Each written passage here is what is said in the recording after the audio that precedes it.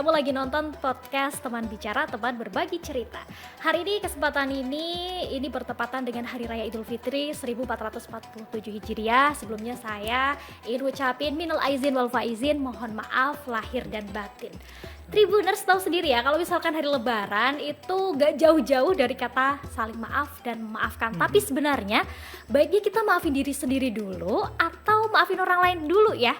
Nah, untuk itu kita bakal bahas topik yang menarik ini. Sudah bersama kita dan narasumber kita ada Dr. Ahmad Syifaul Anam SHIMH. Beliau adalah dosen Fakultas Syariah dan Hukum UIN Wali Songo Semarang. Kita sapa langsung. Halo, assalamualaikum Pak Syifa. Waalaikumsalam. Halo Tribuners semuanya. Halo. Selamat Lebaran ya kawan-kawan semuanya Tribuners. Baik, selamat berlebaran untuk semuanya. Oke. Sebelumnya mohon maaf lahir batin nih Pak, Sama-sama, mumpung hari Melin, Lebaran. sama-sama. Senang Ya. sekali Bapak bisa bertemu, berkunjung ke sini, meluangkan waktu kita sharing-sharing sama Tribuners. Baik, Siap. Pak, seperti yang disampaikan saya sebelumnya tadi ini Pak, terkait hari Lebaran itu kan gak jauh dari kata maaf, memaafkan gitu kan. Tapi kita lihat konteksnya dulu nih Pak. Maaf itu sebenarnya apa sih Pak kalau boleh didefinisikan? Ini Apa nih, Pak? pertanyaannya ini kayaknya serius ini ya. Aduh. Gini, Bel, menarik sekali.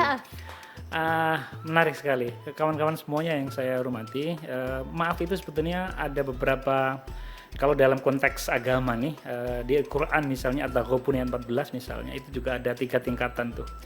Wa anta'fu wa tasfahu wa taghfiru. Nah, itu bahasa Arabnya semua nih ya, kira-kira. Jadi kira-kira ada afun, nah afun, ada tasfahu, ada taghfiru. Itu semua konteksnya kalau diterjemahin dalam bahasanya sama. Tapi punya intensitas yang berbeda nih gitu. Kira-kira kayak gitu. Nah, gimana itu? Yang pertama afun. Afun itu adalah kita misalnya dia ada orang punya salah dengan kita, afun itu adalah ya sudah, you salah tapi saya tidak mau membalasnya. Itu konteks maaf yang para ulama bilang ini ya oke, you salah sama gua nih, oke, tapi udahlah, saya nggak mau balas, saya nggak mau membalas kamu. Itu sifat yang pertama. Walaupun di hatinya masih gimana nih, saya malah belum bisa melupakan salahmu padaku nih, karena kamu kemarin gini. Itu tingkatan yang pertama. Baru yang kedua adalah namanya tasfahu. Tasfahu itu dalam bahasa Arab sama akar katanya dengan musofahah. Musofahah itu artinya adalah mengganti lembaran baru. Kalau kita salaman ini lembaran putih dari hitam ke putih kan kira, atau dari yang dalam ke keluar gitu kan. Sama maknanya. Musofahah atau tasfahu, sofhah itu maknanya adalah ya sofhah, sohifah, lembar sama artinya. Artinya itu apa? Ayo udah kita tahu tapi tidak lagi mengungkit kembali. Nah, itu justru itu yang lebih dalam lagi jilidnya. Ya sudah, kita lupakan, tidak mau tidak mau mengungkit lagi, dan betul-betul kita relakan, rilis saja itu. Itu yang kedua. Tapi yang paling bagus sesungguhnya ketiga, namanya maghfirah.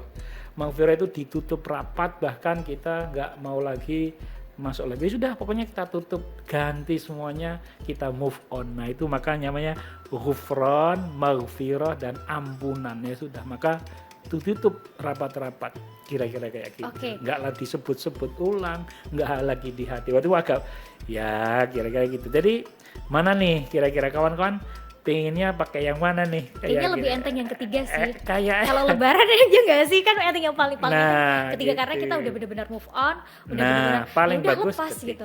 Betul. Tapi Pak, gimana kasusnya kalau misalkan Lebaran kan kita silaturahmi nih, berkunjung ke sanak saudara, ke sana, ke sini, sana sini. Betul. Tapi hatinya masih dongkol. Itu gimana Pak? Nah, itu tadi konsepnya sebetulnya sih sama. Jadi afu itu, memaafkan itu bisa saja dalam hati masih dongkol di dalam dirinya. Saya masih mengingat kesalahanmu padaku. Nah, itu masih, walaupun boleh, itu konsepnya afun.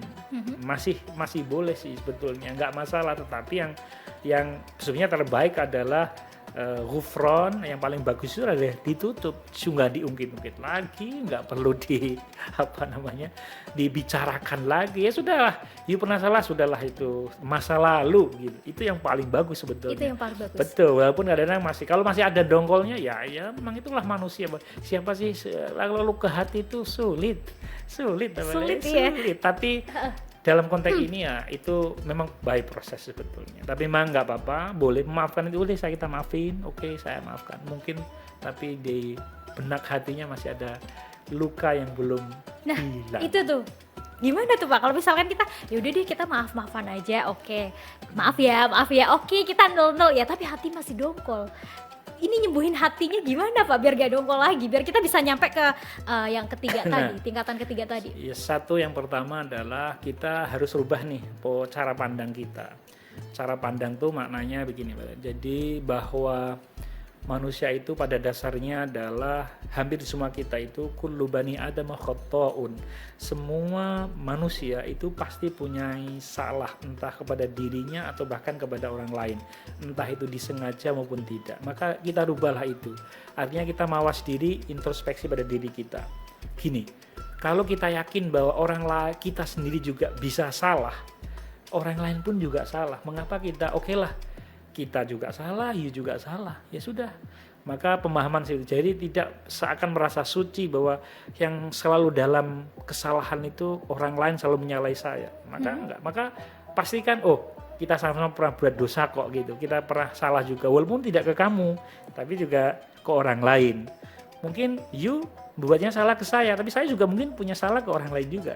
Punya sama gitu. Artinya semua orang punya potensi salah, semua orang juga punya potensi untuk memaafkan. Maka dalam konteks ini al-afu yang tingkatan pertama adalah sudahlah kita sama-sama tahu salah, sama-sama salah, ya sudah kita maafkanlah semua kesalahan itu, dan harapannya yang terbaik ya sudah ini kita hapus bareng, kita semua akan menutupnya dan kita move on lebih lanjut. Okay. Kira-kira begitu. Jadi perubahan sikap mental nih supaya tidak terbebani dengan karena rasa marah, rasa benci, rasa dongkol ya. Itu akan membebani hati yang nggak bisa lepas dengan mudah, kecuali kita harus merelakan itu sendiri. Kira-kira seperti itu. Harus direlakan ya. Direlakan, gitu. Saya pengen tanya nih Pak, bagaimana menurut Bapak terkait orang yang memilih untuk nih saking dongkolnya, kadang orang kan saking dongkolnya nih Pak, untuk memilih kayak oke deh lebaran mending nggak usah kesana aja deh ketimbang nanti marahnya tambah semakin meledak-ledak. Itu gimana Pak? Menurut Bapak gimana? Kadang kan orang ada yang kayak gitu Pak, ini saking bener-bener aduh ini gak bisa dimaafin, ini gak bisa deh gitu. Gimana Pak? Itu artinya kita belum betul-betul memaafkan yang pertama. Justru gini, kalau konteks lebaran itu sesungguhnya adalah momentum yang sangat keren. Mengapa? Ketika orang sudah masuk pada momentum lebaran, salah kita terhadap Tuhan, terhadap Allah SWT itu clear, habis. Itu sudah dimaafkan oleh Allah. Dengan selesainya Ramadan, maka Allah berikan garansi kartu putih, you clear dengan Allah.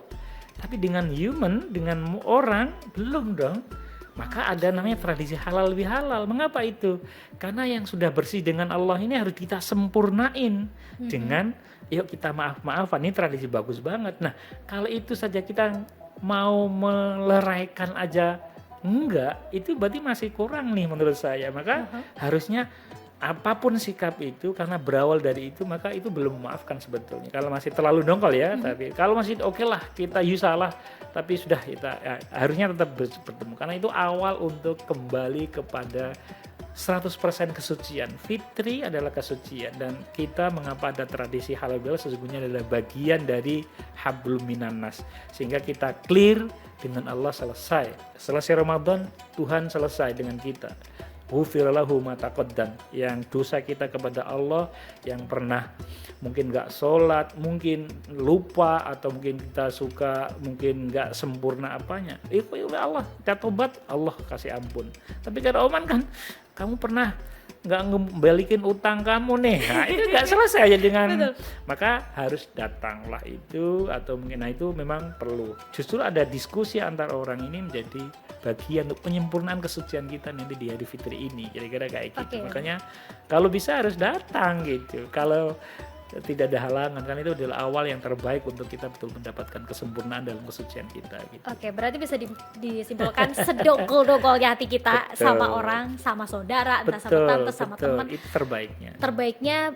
Alangkah baiknya di hari yang fitri, hari kemenangan, kita bersilaturahmi, bersalaman, meskipun agak dongkolnya dikit gitu nggak apa-apa. Itu lebih bagus dongkol tapi ketemu daripada sudah nggak ketemu dongkol. Itu tambah Wah, tambah jauh lagi nanti itu gitu. Kira-kira Tambah jauh lagi. betul, tambah tebal sekali dindingnya gitu. Jadi Oke. kadang-kadang kedongkolan itu karena seringkali karena informasi nggak tersampaikan, ada sikap yang tidak dirilis antara satu orang lain kayak gitu.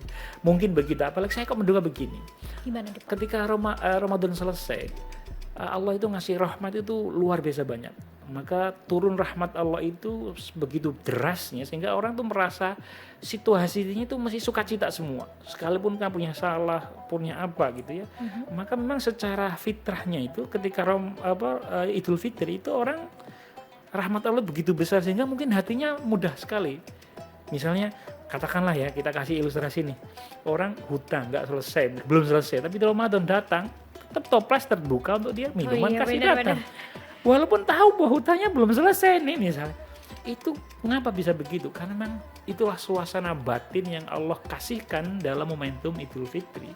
Maka saya menduga kalau nanti pada waktu itu kalau masih ada situasi yang masih mengganjal, kalau kemudian mau ketemu, mungkin situasinya akan lain deh. Karena situasinya lagi baik-baik aja gitu. Dan ini nggak seperti biasanya pada umumnya. Karena rahmat Allah itu turun luar biasa. Kira-kira kayak Karena gitu. di hari kemenangan, di hari yang Betul. Fitri, Jadi rahmatnya luar orang biasa. itu begitu sangat penuh rahmat, mendapatkan kesenangan, kebahagiaan yang luar biasa dari Allah, dan itu akan mempengaruhi sikap di banyak kesempatan. Oke, Gitu. suasananya positif semua. Jadi tadi Vibe-nya tuh enak gitu loh, kira-kira kayak jadi gitu. gak awkward ya, ada alasan ketemu Nggak karena awkward, lebaran betul, gitu. nggak awkward, betul. Jadi kesannya tuh kayak mereka sudah secara hatinya sudah membuka nih. Jadi orang kalau hatinya kebuka itu enak aja gitu. Mungkin masih akan ada masalah, yes. Tapi setidaknya situasinya sudah nggak tertutup rapat di situ gitu. Karena apa?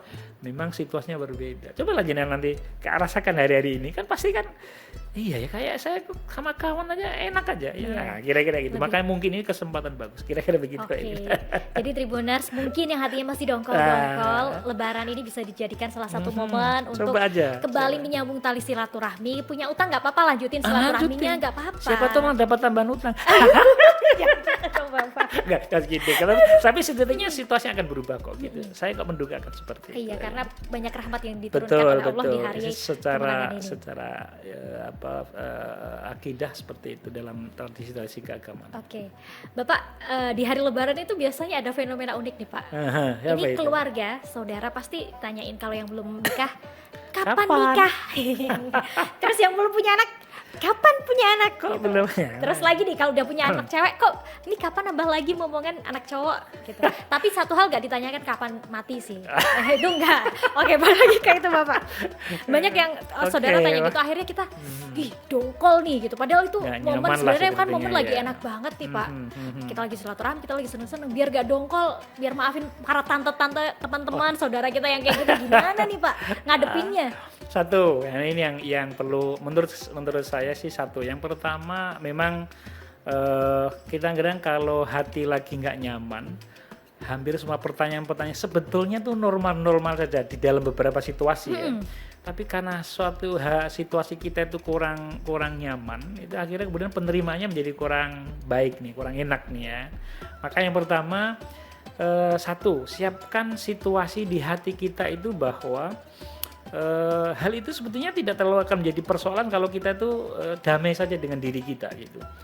Contohnya begini, seringkali kalau kita situasi agak sakit gigi lah gitu, suara yang biasanya normal kita ya kan jadi kayak ribut banget sih. Nah, itu sama, hati kita lagi kurang nyaman, maka semua pertanyaan itu lalu kemudian mengarah kayak ini kok interrogatif banget sih, ini ngapain sih you nanya-nanya gue gitu. Padahal sesungguhnya itu hal yang, yaitu situasi yang, maka menurut saya begini, ketika puasa itu sudah melatih kita tuh nerima apa adanya. Ketika puasa ini rampung, itu kan kita tuh dilatih sama Allah untuk menerima situasi apa adanya, bahkan bahagia dengan hal-hal yang sangat kecil. Tak kasih ilustrasi, ketika waktu puasa nih, kita berbuka sama tempe, enak nggak? Bahagia nggak? Bahagia banget. Enak banget Surga dan dunia. senang banget gitu kan. Iya. Coba kalau di hari biasa, tempe mau, mungkin nggak mau. Apa pelajaran terbesarnya?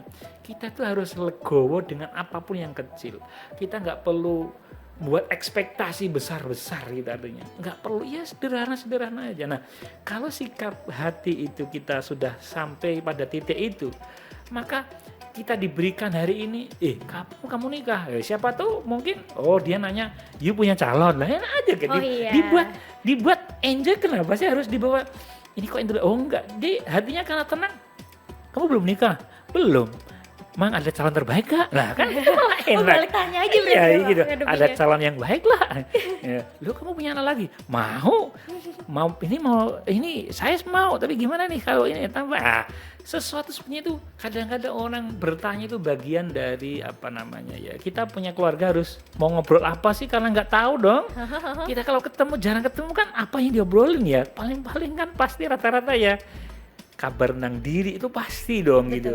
Tapi karena situasi kita nggak rilis, itu jatuhnya nggak enak gitu. Padahal kalau pas ini juga coba kalau kita sama-sama sudah intens ditanya gitu, apa sih lu nanya-nanya gitu, biasa aja. Lu juga misalnya kayak gitu kan sama aja sebetulnya. Nah, maka sebetulnya ada di situasi hati kita. Maka hati kita rilis aja dong, biasa saja gitu. Bahwa dunia ini tidak ada yang ideal kok gitu. Tidak ada yang ideal. Bahwa dunia ini semua ada yang bagus, ada yang emang itu bagian dari roda kehidupan. Jadi kalau ada yang nanya begitu, dibuat santai aja gitu ya kan, ini nggak usah dibaperan gitu ya. Ya udah gitu. Tapi memang ya kita sampaikan pada beberapa orang yang nanya nih, kita lihat kalau memang udah lama nggak dapat ya jangan ditanya lagi lah gitu. Jadi cara nanya juga yang enak gitu. Mungkin kesannya kayak intimidatif, integratif, itu nggak nyaman. Mungkin para penanya nih kayaknya juga perlu tahu deh situasi psikologis lah gitu. Kira-kira mendingan besok mau ada rencana liburan kemana? Nah itu malah lebih enak itu. Lebih vibe-nya lebih dapet, situasi environmental psikologinya juga lebih dapet. Kira-kira mungkin begitu deh sarannya. Jadi gitu. mendingan ya udah jangan dibawa perasaan aja. Betul. Kita dibuat enjoy aja. Enjoy aja gitu, positive thinking aja gitu. Kita kira gitu. Oke. Pak, geser lagi. Biasanya masih fenomena lebaran nih. Selain pertanyaan tadi yang kadang orang nanggepinnya aduh malas banget, sampai mungkin malas silaturahmi ke sana sini karena takut ditanyain itu. Kalau akhir-akhir ini media sosial luar biasa gitu kan, dan banyak orang akhirnya berkomunikasi lewat media sosial, salah satunya WhatsApp nih. Sebenarnya ketika kita menyampaikan maaf lewat WhatsApp atau mungkin lewat media sosial, itu sah nggak sih maafnya Pak? Atau bisa dibilang pokoknya kalau mau maaf-maafan ya harus ketemu. Kadang ada orang yang beranggapan kayak gitu. Gimana nih Pak? Jadi begini,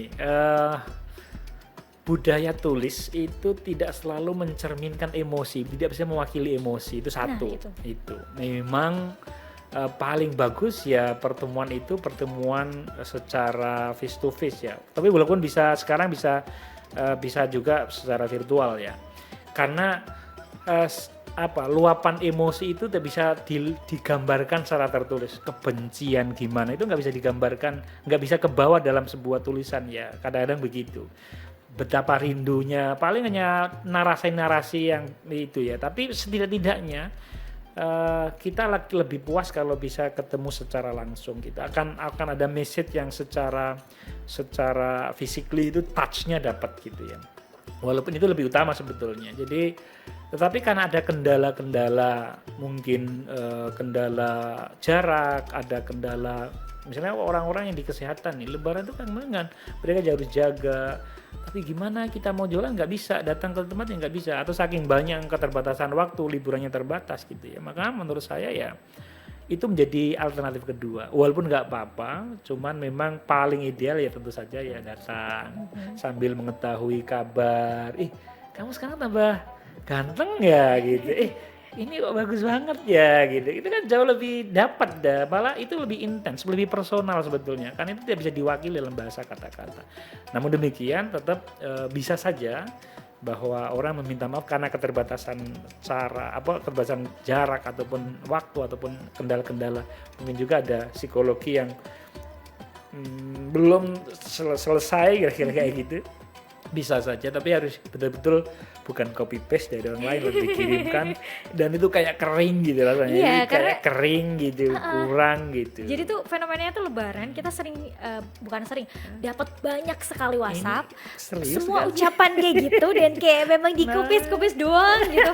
Ini sebenarnya minta maaf beneran gak sih? Makanya itu kadang kayaknya kurang mewakili relung hati yang paling dalam deh. Memang paling bagus ya ketemu. Atau setidaknya sekarang dunia virtual sudah bisa.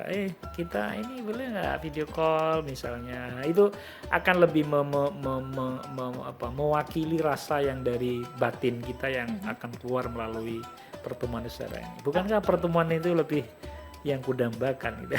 Oke, pertemuan yang didambakan. Pertemuan. Waduh, Jadinya nyanyi deh. kira-kira kayak gitu deh. Oke, jadi baiknya kita ketemu walaupun tidak ada silaturahmi. halangan untuk itu, nggak ada halangan untuk misalnya mengawalinya, silakan aja, tapi Monggo saja. tetap lebih utama seperti itu. Oke, lebih utama kita datang bersilaturahmi Betul, gitu ya. betul. Karena emosinya lebih tersalurkan, Betul. tersampaikan. Tidak hanya emosi tapi ada apa ya mungkin rasa yang rindu tersalurkan lebih. Ini juga kalau dari kira-kira begitu deh. Kira-kira seperti itu. Baik, Bapak, kemudian nih Pak, ada yang bilang banyak orang ketika mungkin bermasalah akhirnya ngomong, oke deh aku maafin tapi aku gak bakal lupa nih kesalahan kamu seperti apa. Nah itu bisa dibilang kita sebenarnya udah maafin belum sih Pak? Dalam konteks dia nggak mau balas itu sudah konteks level pertama memaafkan. Karena tadi yang saya bilang afun, memaafkan dari kata bahasa Arab yang afun itu adalah dia sebenarnya bisa membalas, dia sebenarnya bisa melakukan hal yang sama kepadamu misalnya kayak gitu, tapi dia tidak melakukan itu, walaupun di hatinya masih sakit ya, itu level pertama, itu sudah nggak apa-apa, walaupun tadi yang saya bilang idealnya tidak itu yang paling ideal, tapi itu memang perlu gradual ya. Mengapa sampai Quran ini mengatakan 3 fase atau 3 level, itu betul-betul memahami psikologis manusia bahwa tidak mudah merelakan hatinya sudah terluka, itu obatnya sembuhnya lama gitu. Ya?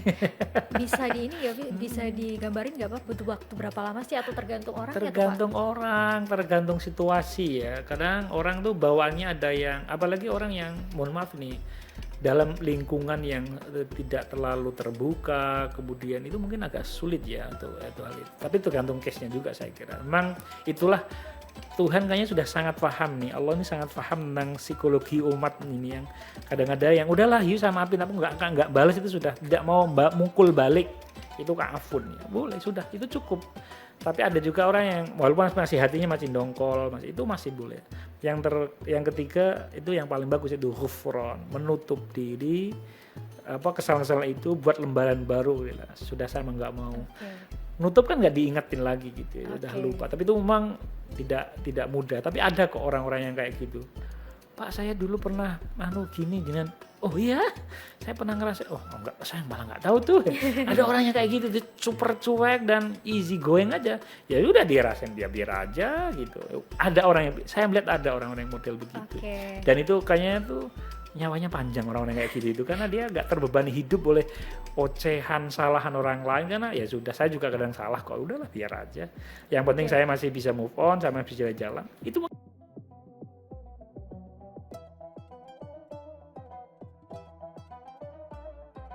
Tanya itu ya mungkin ada apa nggak ada konflik, nggak ada kebutuhan banyak, tapi rasanya mereka itu nyaman dengan dunianya mereka, dan itu orang-orang yang penelitian bilang kalau orang-orang yang hatinya lepas itu malah lebih panjang umurnya. Lebih panjang umurnya. Mau?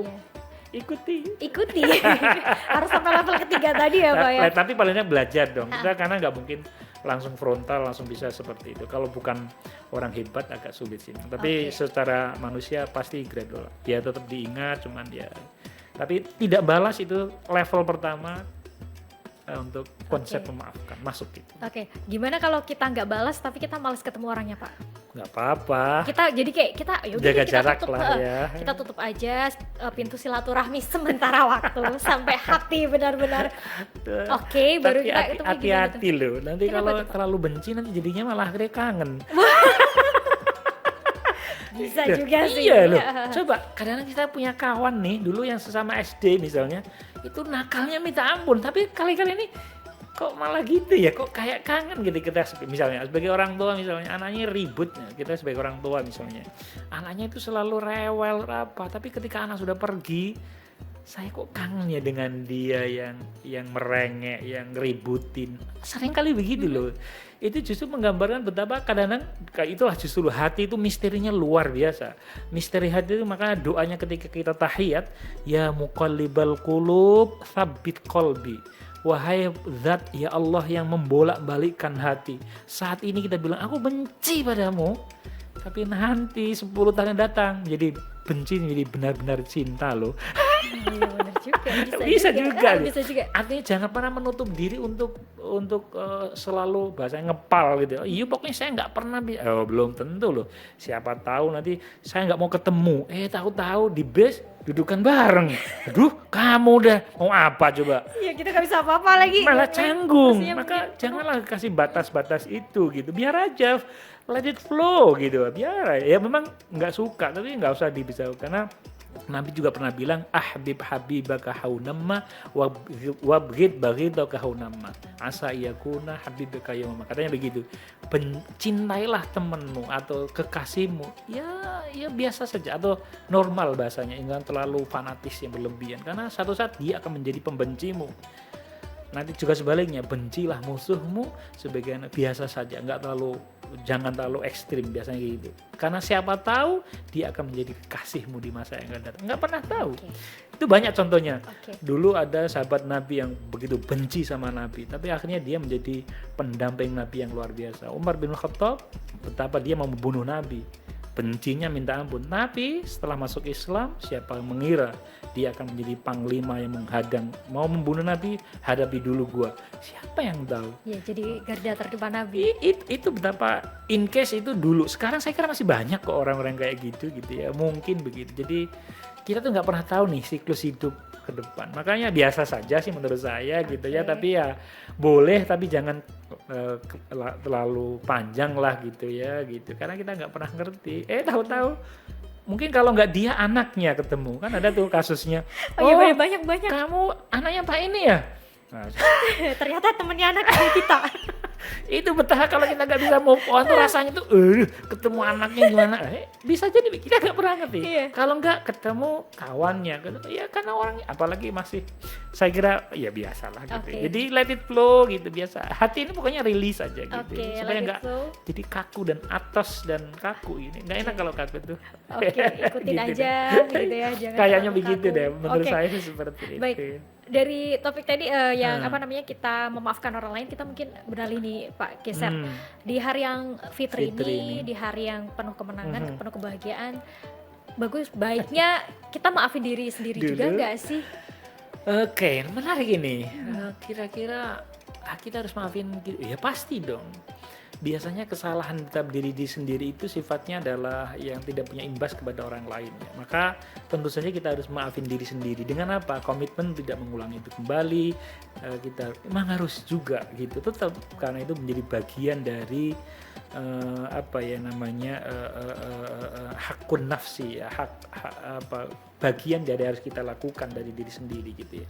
Tetap gitu. Jadi bahasanya juga itu jadi penyehatan rohani kita ya dari sisi itu. Kalau kita masih misalnya kita punya salah nih terhadap diri kita sendiri, aduh dulu kenapa nggak begini, terus kita masih terbebani itu, rasanya kita nggak bisa bergerak lebih lanjut. Ya udahlah dulu saya masih khilaf mungkin kayak begini, tapi oke, saya besok saya akan begini. Dengan cara apa? Mungkin kalau caranya para ulama itu ya punya namanya tombo ati tadi dia, tombo ati ono limo ya kira-kira kayak itu. Jadi mulai ya healing kalau dalam bahasa psikologi ya, tapi sebenarnya ada yang kalau healing kadang-kadang kan hilang ya, tapi bisa kita dengan cara pendekatan secara rohani, berkumpul dengan teman yang benar, berkumpul dengan orang-orang baik, kemudian baca Quran, itu katanya kan begitu ya, termasuk itu ada limo yang warna itu saya kira kok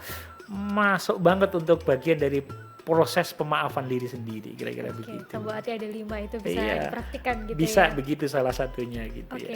Berarti bisa dibilang hari Lebaran ini jadi salah satu momen kita memaafkan diri sendiri. Memaafkan diri sendiri. Baik. Bapak, kemudian nih Lebaran kan kita ketemu sama orang banyak, terutama kumpul bareng sama keluarga gitu. Terus melihat mungkin teman, keluarga juga, wah nih si A nih, anaknya tante ini, wah udah jadi PNS gitu. Wah si ini nih udah jadi manajer. Sementara aku masih kayak gini aja. Nah, gimana cara kita maafin diri kita biar kita juga gak minder ketemu mereka, padahal kita masih stuck karirnya mungkin. Gimana nih? Gimana ya? Tapi begini, kira-kira semua orang itu mempunyai jalur cerita yang tidak harus sama dengan kita gitu. Banyak cerita, banyak hal yang terjadi bahwa orang itu mempunyai time frame yang berbeda, yang tidak harus kita samakan pada setiap orang. Kalau dia pada jalur itu, mungkin saya tidak di jalur itu deh rasanya. Tapi harus kita coba sebetulnya. Maka menurut saya, ya tadi dari sifat pemandangan diri kita sendiri dulu nih, yakni pahamilah bahwa takdir itu tidak sama untuk setiap orang loh, tidak semua sama. Setiap waktu ada tokohnya, ada orangnya, dan setiap orang ada timingnya sendiri.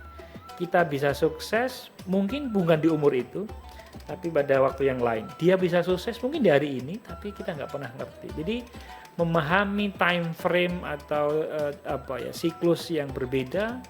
Jadi mungkin hari ini saya tidak menjadi PNS, it's okay, tapi bisa jadi nanti PS kerja sama gua loh, saya akan jadi pihak ketiga, nanti jadi punya perusahaan, siapa tahu, nggak pernah ngerti loh ya. Oh iya benar juga. Jadi tidak, bahkan ada nih buku yang menarik ini, mengapa orang yang, ini ada buku yang saya kalau lupa judulnya, ada orang yang nilai akademiknya itu C, terus dia ada nilainya A.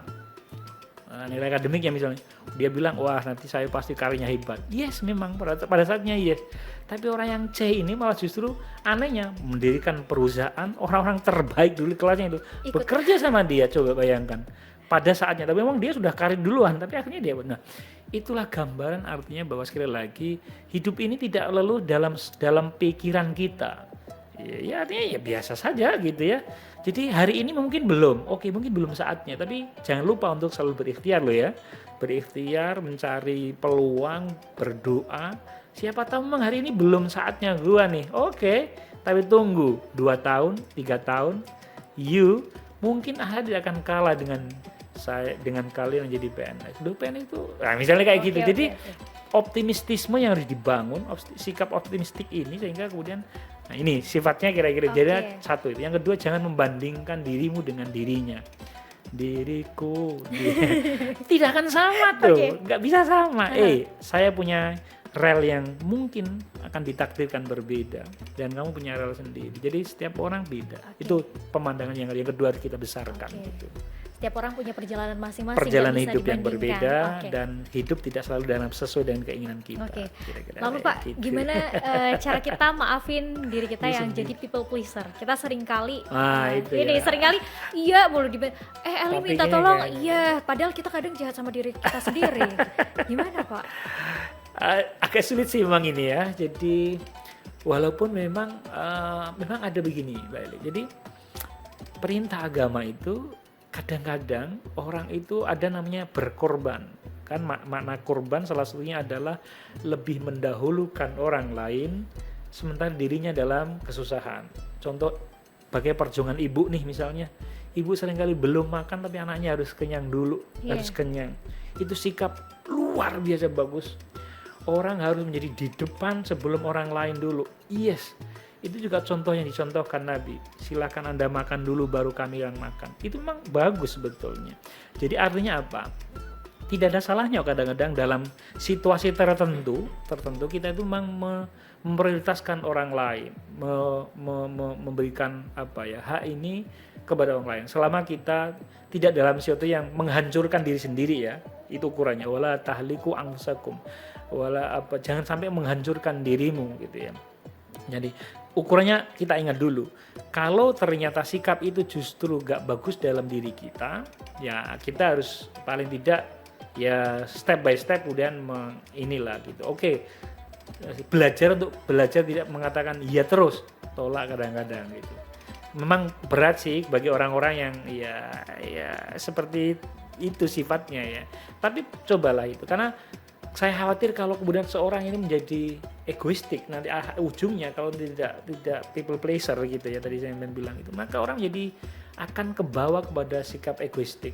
Kalau saya duluan, kalau saya kenyang harus saya duluan, kalau saya harus dapat nomor 1 duluan, baru nanti you pada. Itu cukup berbahaya itu dalam situasi tertentu ya. Bayangkan kalau seorang bapak atau keluarga begitu dulu, bapak harus makan dulu, ibu makan dulu, habis, nah repot. Maka menurut saya harus berimbang kok antara people pleasure, karena memang itu ada bagian dari ajaran Nabi, tapi harus kita lihat dulu apakah memberikan efek yang sampai pada menghancurkan diri kita atau tidak. Dan perlu belajar menolak, tidak, tunggu dulu, sambil mempertimbangkan situasi-situasi kita, walaupun itu perlu waktu ya. Tapi saya kira jangan mengatakan itu buruk, tidak, itu tetap baik karena itu adalah bagian dari ciri khas perilaku profetik, perilaku kenabian yang memang itu mulia, menghargai, mendahulukan orang lain ketimbang diri sendiri dalam situasi tertentu, tapi untuk belajar untuk menyeimbangkan itu. Maka yang paling bagus itu balance ya menurut saya. Harus balance. Iya, kayak kalau terlalu orang lain melulu pasti, kita kapan tuh me time-nya nggak ada. Iya, benar-benar. Jadi kayak gitu. Kira-kira begitu. Jadi pastikan dalam imbalance, dan yang paling tahu adalah diri kita sendiri. Kapan harus mengatakan no, kapan mengatakan yes, kamu duluan. Apalagi untuk perempuan kan, ladies first. Oke, berarti kita harus tahu nih, harus bisa menempatkan diri kapan bilang betul. Kapan saatnya enggak dulu deh, jangan dulu deh gitu ya Pak ya. Oke. Nah, kemudian nih Pak, bagaimana dengan mungkin Tribuners atau yang lagi nonton juga nih? Kadang tuh kita ngerasa masa lalu kita tuh kelam banget nih. Terus kita ngerasa aduh, di hari yang penuh rahmat, penuh kebahagiaan, penuh kemenangan ini kok rasanya nggak pantas diri kita di hari ini ikut merayakan. Itu bagaimana meyakinkan diri kita agar kita setiap orang punya kesempatan kedua kok gitu. Kamu juga punya, aku juga punya. Itu gimana Kak? Satu, ini pertanyaan yang sering muncul ketika orang sudah merasa harusnya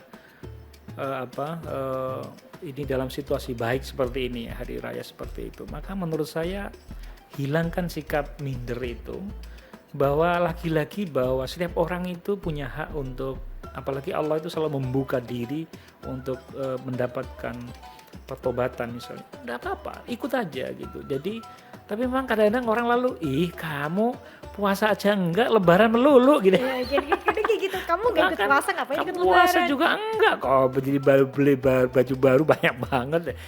Oke, nice, tapi begini maksudnya adalah bahwa kebahagiaan ini tidak bisa dimonopoli, atau rahmat Allah itu tidak bisa dimonopoli hanya untuk orang-orang tertentu saja.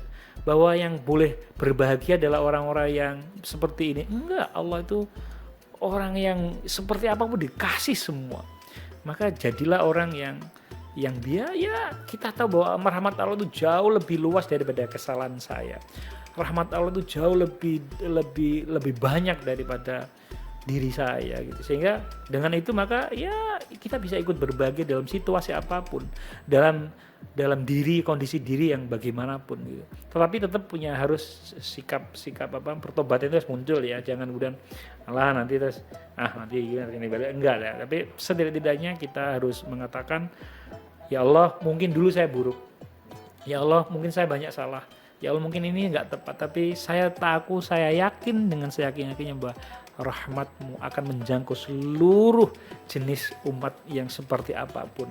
Umat-Mu bisa yang seperti akan dapat rahmat, dan itu sangat mungkin gitu, sangat mungkin. Tidak ada Allah memilih-milih rahmatnya, tapi khusus nanti Ar-Rahman, Ar-Rahim nanti memang ada specifically di Yaumil Qiyamah nanti rahmat Allah khusus untuk orang-orang Muslim misalnya. Itu maka Allah mendefinisikan Ar-Rahman, Ar-Rahim. Kenapa ada dua sama-sama kata rahmat?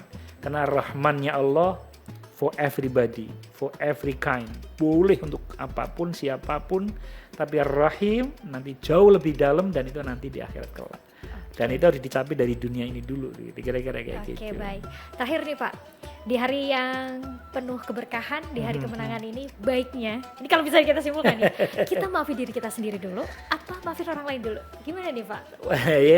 Kalau menurut saya begini, satu ya yang penting, tentu saja karena ini konteksnya adalah berhari raya. Berhari raya itu adalah bagaimana kita punya relasi baik dengan orang gitu ya. Karena urusan kita dengan Allah itu sudah selesai setelah Ramadan, maka mestinya kita dengan Allah sudah selesai, atau kita dengan diri kita tuh mestinya sudah selesai gitu. Tapi ketika ketika hari raya kan kita berhubungan dengan orang. Maka menurut saya dalam situasi yang mumpung momentumnya adalah itu bagus, ya kita dahulukan orang lain, memaafkan orang lain, nanti bisa jadi sehat yang sama atau nanti berikutnya dengan diri kita. Karena dengan diri kita tidak harus menunggu momentum-momentum yang seperti ini gitu. Karena momentum itu kadang-kadang nggak bisa terulang. Tapi dengan Allah itu bisa anytime, anywhere, any place, kapanpun kita mau dengan Allah dan diri kita bisa kapanpun. Tapi ketika orang ada momentumnya nih, itu maka menurut saya, pumpung nih lebaran, ada ketemuan, hati lagi riang, orang lagi bagus, saya maafin orang lain. Baru ya sambil paralel, sambil dan gitu, saya memaafkan diri saya sendiri gitu. Kira-kira kayak gitu. Kalau saya melihatnya seperti itu, ketimbang momentumnya udah lewat, masa nanti sudah mau puasa lagi, mau bulan lagi maulud misalnya lagi, mohon maaf lahir batin, aduh nggak worth it. Iya, kayak lucu atau halal bihalal tapi di acara pada bulan misalnya bulan apa gitu atau bulan Recep misalnya, ya nggak pas juga gitu ya, akhirnya apa sih gitu okay. Walaupun nggak masalah sesungguhnya minta maaf, tapi vibe-nya beda. Semua orang karena pada posisi ini sudah saling kayaknya merelakan semua karena rahmat Allah yang tadi besar tadi saya bilang. Kayaknya itu semua orang akan membuka diri dan itu momentum banget. Ibaratnya itu ini lagi momen ini. Lagi bonus-bonusnya nih saya kejar semua nih. Pumbung walaupun diri masih mungkin belum selesai dengan diri kita. Tapi insya Allah selesai dengan orang lain kadang-kadang menjadi bagian dari diri kita. Kita rilis kepada mereka, mungkin kebawa juga ini, hati menjadi lebih lega dan pada gilirannya kita jadi enak juga. Lebih enak juga. Kira-kira begitu sih dalam bangunan kita. Terima Kira-kira kasih Pak. Oke, jadi Tribuners, Gitu. alangkah baiknya di hari kemenangan ini yang penuh Momentum. rahmat, Iya. jadikan momentum kita untuk Betul. bersilaturahmi dan juga saling memaafkan. Betul. Syukur-syukur bisa sampai ke tingkatan ketiga itu Yang ya. ketiga yang keren. Yang keren itu kita bisa manfaatkan. Syukur-syukur lama lagi ngasih angpau Wah, itu yang kepada ditunggu, orang yang Pak. pernah membenci kita tuh. Bisa gak ya?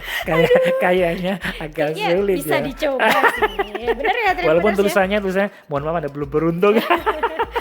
Tapi perlu dicoba kan itu yang karena orang tidak pernah tahu. Ya muqallibal qulub itu yang kita nggak tahu. Baik. Oke, Tribuners, jadi gitu gunakan hari kemenangan ini sebagai salah satu momentum Tribuners semua untuk saling betul. memaafkan, menyambung lagi tali silaturahmi Silaturahmi yang mungkin kembali, kemarin retak atau terkoyak. renggang. Itu bisa dimanfaatkan lagi dan jangan lupa juga memaafkan diri sendiri. Mutlak gitu. Itu. Iya. Dan salah satu caranya itu kita maafin orang lain, sebenarnya kita juga sedang memaafkan diri sendiri, Betul. menyembuhkan Betul. luka di hati kita sendiri. Oke, Pak Siva, terima Terima kasih kasih sudah Mary, hadir sama-sama di podcast Tribuners kali juga. ini. Terima buat kasih semuanya. Sampai ketemu nanti kapan-kapan sini lagi ya Pak. Wah, bolehlah kalau pas. Agendakan ya. Oke, baik. Oke, Tribuners, semoga. terima kasih sudah nonton podcast Teman Bicara edisi kali ini. Sekali lagi selamat merayakan Hari Raya Idul Fitri 1447 Hijriah. Mohon maaf lahir dan batin. Terima kasih dan sampai jumpa. Sampai jumpa. Assalamualaikum. Waalaikumsalam warahmatullahi wabarakatuh.